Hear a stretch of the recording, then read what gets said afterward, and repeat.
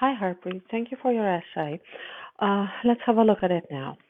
It is becoming increasingly popular to have a year off between finishing school and going to university. What are the advantages and disadvantages of this? Okay, let's see. Many students are often seen following the trend of having a gap year between secondary and tertiary education. Very nice vocabulary. Students get a chance to experience the real world during that time period, but there are some drawbacks to be taken into account. Okay, okay. This is great. Um, so I can see that I assume that by advantages you mean the chance to experience the real world. But okay, yes, this introduction is a bit on the short side, so you might think about having it a bit longer. Firstly, one benefit of children having a year off before having a year off before going to university is that they get an opportunity of experiencing the real world. Okay, I don't think we mean children. Children do not graduate from school. Perhaps teenagers.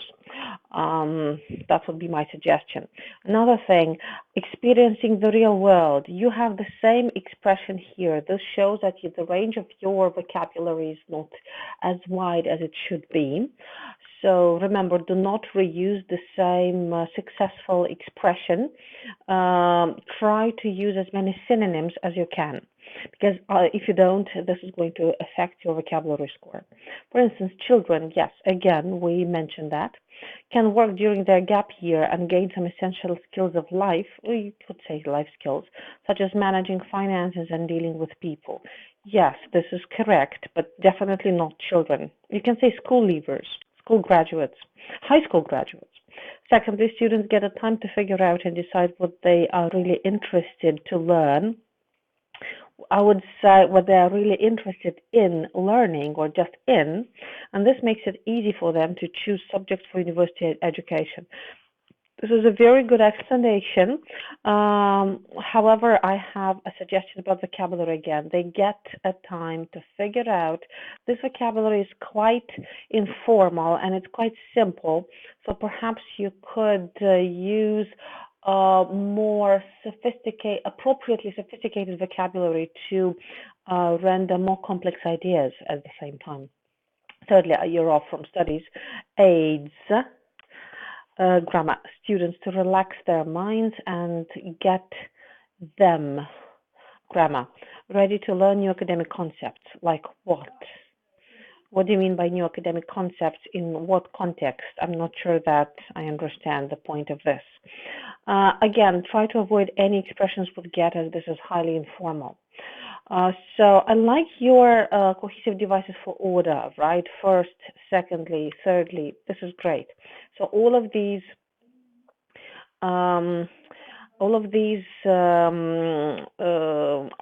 sub-arguments, all of these reasons for the explanation of advantages of having a gap year are great. However, I feel that this sentence is missing a topic sentence. This means that you need one first sentence before enumerating the benefits that would say, well, there are many advantages to having a gap year, right? I'm simplifying this. You can use a more complex way of saying that. Again, not saying a gap year, but taking some, I don't know, several months to do this, and that. And then you have a great list of arguments, very clear arguments, perhaps a clearer example, a more down-to-earth example from a country, from your reality would be great. And you are lacking a concluding sentence. Well, this is a long paragraph in itself, so perhaps you might consider compressing this part, the first reason, because it's a bit long. And together with the topic sentence and the concluding sentence, that's going to end in a rather long paragraph. However, your length of this task 2 essay is absolutely appropriate. It was 266 words. I looked at it before I started. Now, the disadvantages paragraph. On the other hand, one problem of having a year off A year off. A year off what? Okay, it results in loss of learning skills. Okay, so you're going to be talking only about this, I believe. Many students lose their ability of gaining knowledge, which they have acquired um, through the school years. Okay, what do you mean? They suddenly stop being able to learn?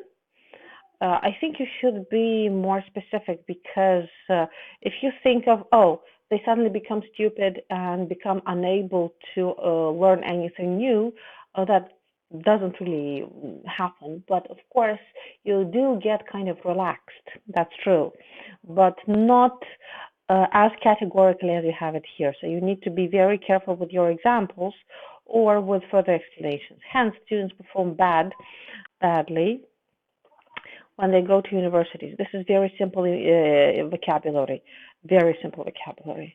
Try to explain in more detail at the same time using precise, complex, but appropriate, remember, vocabulary. Just throwing in some fancy words won't do.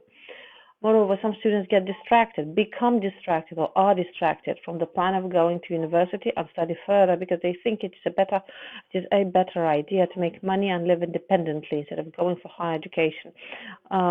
You already said this, so you don't need to retake the same idea, right? Like you mentioned, going to university because they think it's a better idea to make money, right? Students fail to realize the importance of university education and its benefits over the long run, and its benefits such as this, and that in the long run. Not over in the long run. Okay.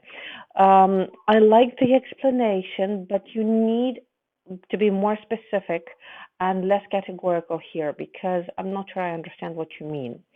The rest of it is beautiful.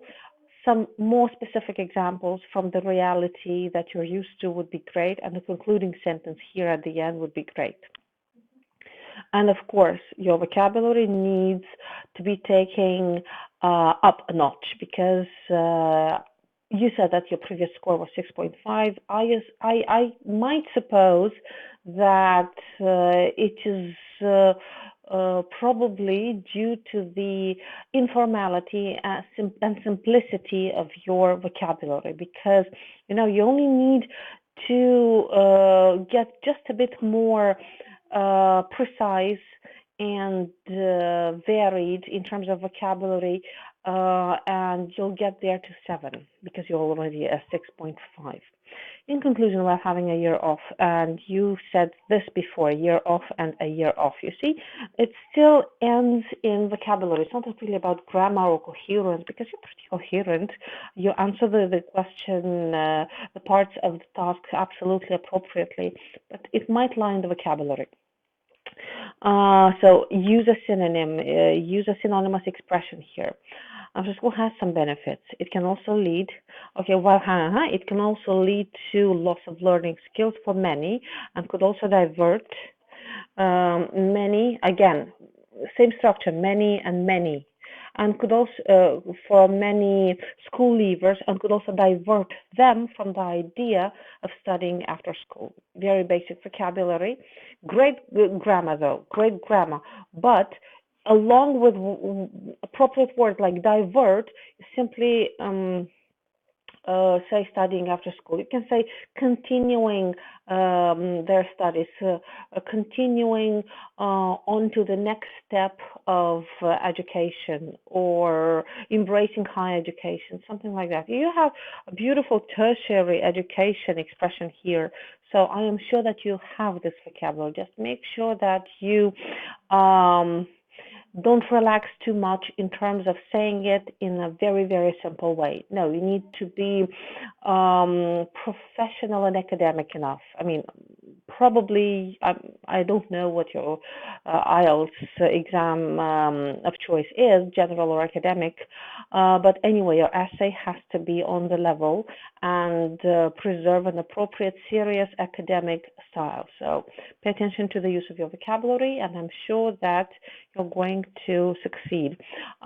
We can really help with improving the quality of your essays, and especially, as I said, topic sentences, concluding sentences, is we have this wonderful formula for every single sentence of your essay in our online course. So if you're going to join today, in the next 24 hours, you're going to get a discount. So have a look at the end of the email, my email reply, and explore that offer. And I'm sure that you're going to improve your performance even better.